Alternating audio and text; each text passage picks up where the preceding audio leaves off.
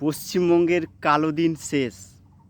2011 সালে এমন পরিবর্তন করবেন বলেছিলেন যে সরকারি চাকরি, স্থায়ী চাকরি, পার্মানেন্ট চাকরি কোনো দিন যায় না, আমরা জানতাম জন্ম থেকে। সেটা চলে গেল, এমন পরিবর্তন হয়েছিল। আবার পরীক্ষা হচ্ছে না, প্রতি বছর এসএসসি হতো, সে নিয়মটাও চলে গেল, এটাও পরিবর্তন হয়েছে। উনি যা বলেছেন তা করেছেন। যোগ্য শিক্ষক, শিক্ষাকর্মী, উনাদের অনেকের হার্ট অ্যাটাক হয়ে গেছে এবং অনেকের যে এই মানসিক যন্ত্রণা এবং কত সমস্যায় পড়েছে সে আপনারা সবাই জানেন। তো আমাদের উপরে যে অত্যাচার হয়েছে, আমাদের এতজনের চোখের জল, এটা ভগবান কোনো দিন মেনে নেবেন না। আমি বলেছিলাম পাপের কলস পূর্ণ হয়েছে। পাপের কলস মানে হচ্ছে এতজন যে পশ্চিমবাংলায় কাঁদছে, তাদের পৃথিবীতে সবথেকে বড় একটা কলসি আনুন, সেই কান্না অশ্রু দিয়ে সেই পাপের কলস মানে ভর্তি হয়ে যাবে, যেটাকে বলা হচ্ছে পাপের কলস।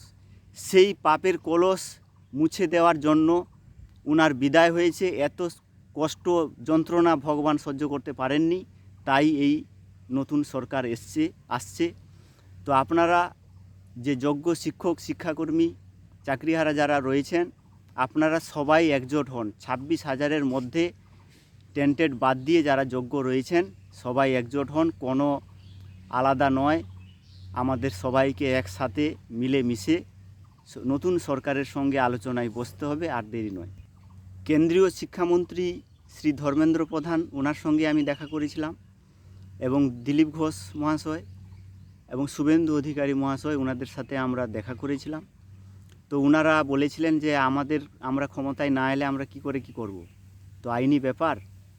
তো সেই জন্য আমাদেরকে একজোট হয়ে আমাদের মধ্যে অনেকে বিরোধিতা করেছিল, গো ব্যাক করে তাড়িয়ে দিয়েছিল, সেগুলো সব তো আছেই।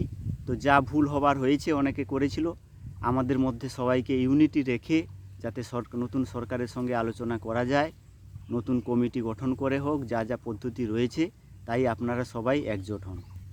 জয় আমাদের হবেই, সে কিউরেটিভের মাধ্যমে হোক, যাতে 2016 সালের সবাই যেন চাকরি পায়, যোগ্য চাকরিহারা। আর নন টিচিং স্টাফদের অবস্থা খুব করুণ, তাদের বেতন আটকে আছে, তারা যেতেই পারছে না স্কুলে। তাই 8016912545 এই নাম্বারে আপনারা আমাদের যে গ্রুপ আছে এর সঙ্গে হোয়াটসঅ্যাপে যুক্ত হন। এখন কিন্তু আমাদের যুদ্ধকালীন তৎপরতার কাজে এগোতে হবে। অনেক কিছু কাজ আছে,